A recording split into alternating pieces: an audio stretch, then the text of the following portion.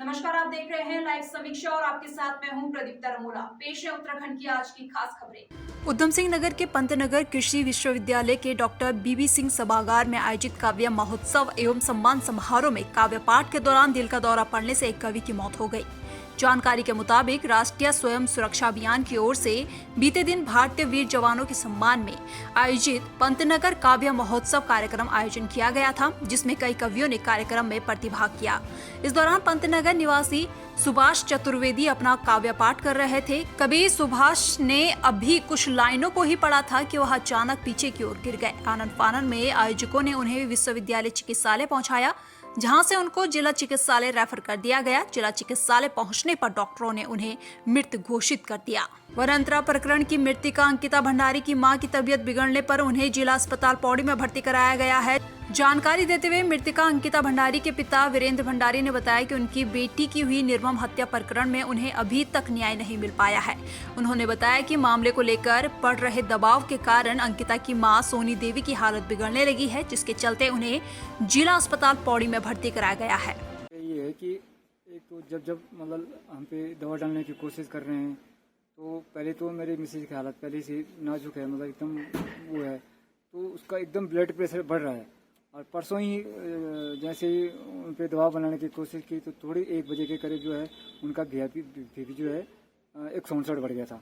उसमें मेरे हाथ पैर एकदम छोड़ गए थे। तो उसी समय मैंने एम्बुलेंस बुलाई, तो एम्बुलेंस में यहाँ पौड़ी लाए और अब जाके थोड़ा बहुत राहत मिली है। हैं जी। अंकिता का मम्मी सोनी देवी जी 3 दिन से हमारे हॉस्पिटल में भर्ती थी। ये आई थी कंप्लेंट के साथ 3 दिन से बुखार हो रहे हैं और खांसी जुकाम हो रहा है। हमने उसको ट्रीटमेंट दिया 3 दिन और इंजेक्शंस भी दिया, एंटीबायोटिक दिया। अभी फ़िलहाल ठीक है और खून की जांच भी किया, सब नॉर्मल आए। अभी हम 5 दिन दवाई दे के घर भेज रहे हैं।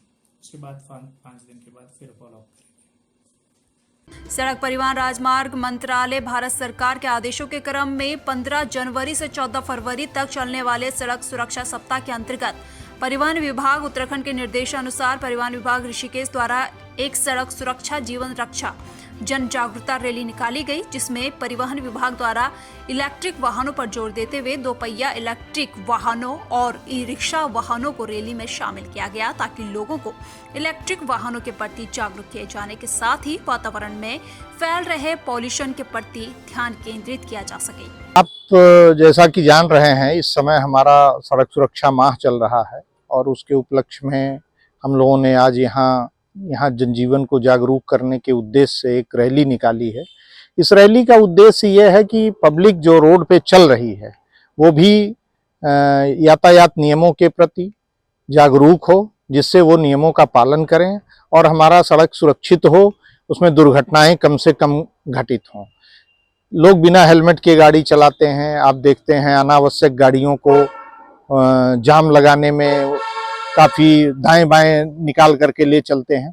तो इन सब चीज़ों के लिए जागरूक किया जाना। अपने गाड़ियों के प्रपत्र जो है वो मेंटेन समय समय पर नहीं करते हैं, समय पे अपने वाहनों के प्रदूषण की जांच नहीं कराते हैं।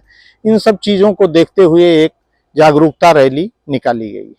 मैसेज इसमें 2 तरह का है। एक तो हमने इस रैली के माध्यम से जो इलेक्ट्रॉनिक वाहन हैं, हमारे ई रिक्शा, ऑटो रिक्शा, ई ऑटो, इनका प्रयोग किया है। तो प्रदूषण नियंत्रण और भविष्य की जो नई प्रौद्योगिकी है, नई टेक्नोलॉजी है, उसके उपयोग के बारे में है।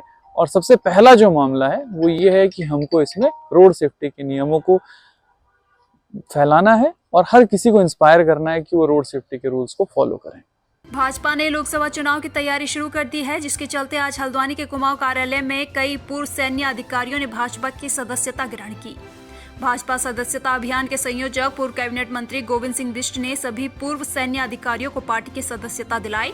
पूर्व सैन्य अधिकारियों का कहना है कि वह प्रधानमंत्री नरेंद्र मोदी के कामकाज से प्रभावित होकर भाजपा में शामिल हो रहे हैं। गौरतलब है कि कुछ महीनों बाद लोकसभा चुनाव होने हैं, लिहाजा अब भाजपा ने अपना सदस्यता अभियान तेज कर दिया है। कि जब से भारतीय जनता पार्टी की सरकार आई है तब से सारा वर्ग भारतीय जनता पार्टी का जहाँ जुड़ रहा था, विशेषकर सैनिक तब से भारतीय जनता पार्टी के साथ था। और आज भी पूरे देश में हमारे पूरे देश में जितने भी सैनिक हैं अधिकांश लोग भारतीय जनता पार्टी के साथ जुड़े हैं, विचारों से भी और सहयोग भी करते हैं। आज जो लोग हमको सहयोग करते आए थे वो लोग विधिवत भारतीय जनता पार्टी में भारतीय जनता पार्टी की रीति नीति से प्रभावित होकर और धामी जी तथा मोदी जी के कार्यों से प्रभावित होकर आज भारतीय जनता पार्टी की सदस्यता ज्वाइन कर रहे हैं। हल्दचोर देवभूमि उद्योग व्यापार मंडल में 4 पदों पर हुए चुनाव शांतिपूर्ण तरीके से संपन्न हो गए हैं। इसके साथ ही मतगणना पूरे होने के बाद चुनाव नतीजे भी आ गए हैं, जिसमें निर्विरोध रूप से खीम सिंह बिष्ट अध्यक्ष, उप सचिव विनीत दुमका,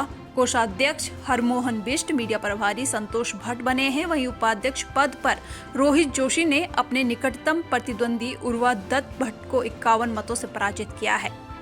रोहित जोशी को 160 जबकि उर्वा दत्त भट्ट को 109 वोटों पर संतोष करना पड़ा। जैसे कि इस बार हम लोगों ने देवभूमि व्यापार मंडल की कार्यकारिणी का विस्तार करते हुए गुमटी से लेके मोटा मोदीनगर जहाँ तक हमारा कोतवाली क्षेत्र आता है, हमने एक संगठन मजबूत संगठन का नारा देते हुए सभी व्यापारी भाइयों से सदस्यता करवाई और जिसमें सभी व्यापारियों ने बढ़ चढ़कर हिस्सा लिया। और आप सभी के व्यापारियों के, आप सभी के मीडिया कर्मियों के, पत्रकार बंधुओं का बहुत बहुत धन्यवाद। आप लोगों ने चुनाव में हम लोगों का सहयोग किया और सारे व्यापारियों ने इसमें बढ़ चढ़कर हिस्सा लिया, जो सारी निष्पक्ष प्रक्रिया के तहत हुआ है। और इसमें मतदान हमारा लगभग 80% मतदान हुआ है और एक संगठन मजबूत संगठन का नारा दिया है। उम्मीदवारों के आम चुनाव हो रहे हैं, व्यापारियों में भारी उत्साह था, उम्मीदवारों में भी भारी उत्साह था और बिल्कुल निष्पक्ष चुनाव कराने के लिए हमने व्यवस्था कर रखी थी। यहाँ बिल्कुल निष्पक्ष चुनाव हुआ, काउंटिंग जारी है और जो प्रत्याशी जीतेगा वो भी हमारा है, जो हारेगा उसको भी हम सम्मानित करेंगे संगठन में, क्योंकि ये तो एक सामाजिक संगठन है, इसमें सब लोगों को हम सम्मान देंगे। ऐसा नहीं जो हार गया उसको निराश होने की आवश्यकता नहीं है और सब मिलजुल के काम करेंगे। हल्द्वानी पहुंचे उत्तराखंड बेरोजगार संघ के प्रदेश अध्यक्ष बॉबी पवार ने प्रेस कॉन्फ्रेंस कर मूल निवास को जरूरी बताते हुए कहा कि प्रदेश में बिना मूल निवास के नौकरियां दी जाती है। कई भारतीयों में उत्तराखंड के हाई स्कूल और इंटरमीडिएट पास किए गए लोगों को भी आवेदन का अवसर दिया जा रहा है, जबकि उत्तराखंड के मूल निवासियों को यह हक मिलना चाहिए। वहीं उत्तराखंड अधीनस्थ सेवा चयन आयोग पर सवाल उठाते हुए बॉबी पवार ने कहा कि अभी भी उत्तराखंड अधीनस्थ चयन आयोग पूरी तरह से ठीक नहीं हुआ है। कुछ हद तक व्यवस्थाएं दुरुस्त हुई है, लेकिन पूरी तरह से भर्तियों के मामले में उत्तराखंड अधीनस्थ कर्मचारी चयन आयोग को सही नहीं ठहराया जा सकता। देखिए, मैं ये कहना चाहता हूँ कि युवाओं का ये मामला है और ये मूल निवास का जो मुद्दा है रोजगार से जुड़ा हुआ मुद्दा है।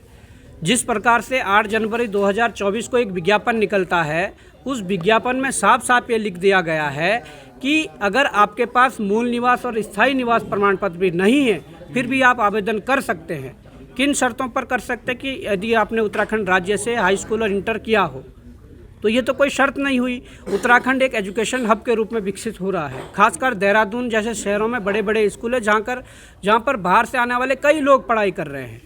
ये रास्ता सिर्फ और सिर्फ हमारे ब्यूरोक्रेट्स ने अपने बच्चों के लिए, अपने सगे संबंधियों के लिए खोला है और मुझे लगता है कि अगर इस प्रकार की चीज़ें चलती रही तो इस छोटे से प्रदेश में सीमित सरकारी नौकरियां हैं और उन नौकरियों पर भी जब हमारे लोगों का अधिकार नहीं रहेगा तो सारे विभागों में कौन लोग होंगे। फिलहाल खास खबरों में इतना ही। बने रहिए लाइव समीक्षा के साथ। नमस्कार।